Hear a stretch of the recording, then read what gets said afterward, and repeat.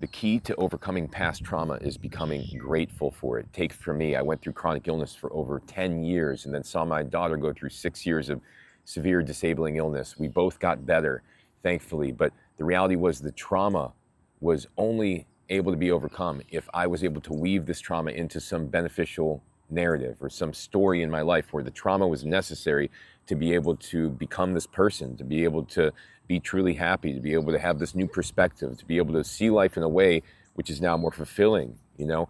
So if you are dealing with past trauma, I don't care what it is, you have to be able to create a story where this past trauma turns you into a stronger person, where the past trauma spurs a change in you that turns you into a person that you respect more and allows some things to come into your life that would have never been there if you hadn't experienced the trauma. For me, for example, I got sick with chronic illness. I was sick for 7, 8 years without any progress, really. Then I asked God, I said, hey, if you get me better, I will dedicate the rest of my life to helping other people who are sick.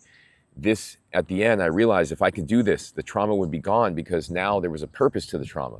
There was actually a purpose to why I got sick, is that I would be able to learn from getting better how to help other people, right? So if you've gone through a trauma in your past, you have to be able to flip this trauma on its back and be able to go ahead and structure a story surrounding it where you are the beneficiary of this trauma, where somehow this trauma benefits you. Ask yourself, how could I have benefited from this trauma? How could this event actually help me in the future?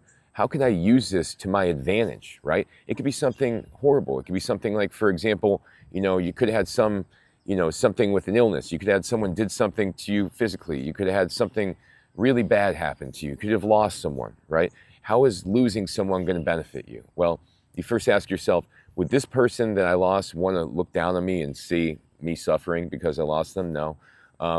Could this make me a stronger person? Could this make me more grateful for the people that I do have in my life? Could this make me, really appreciate the simpler things and really stop chasing the things outside of family and friends? Yeah, I mean, there's lots of benefits that come from everything. From the illness, it made me go ahead and live a healthier life. It made me find more fulfillment in my life, maybe find a passion and a purpose that would actually make me feel whole internally. If you had someone that physically harmed you, it could turn into a story where now you're not going to let people do this to you because you're a strong person, you're strong-willed. You're going to go ahead and help people who have been harmed by other people. You're going to help spread the word on how to overcome these things mentally, physically. You got to let the trauma empower you. Let the trauma you've gone through empower you. Let it create a new story where you become a victor over this trauma and you become the one that grows and benefits from it. This is how you overcome trauma. Once you get to that place where, wow, you're at that place where you've overcome, you produce this thing, or you realize you have this thing that you're grateful for because of the trauma, guess what? The trauma goes away.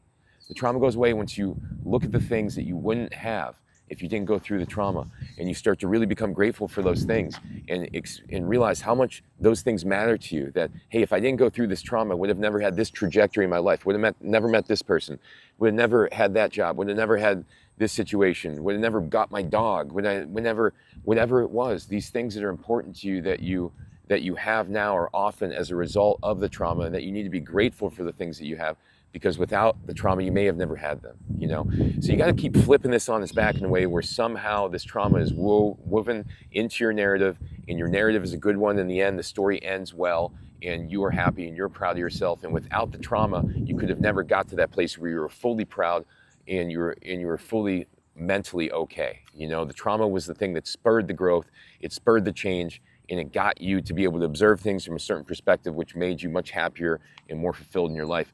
This is how you got to look at trauma. This is how you flip it on the back.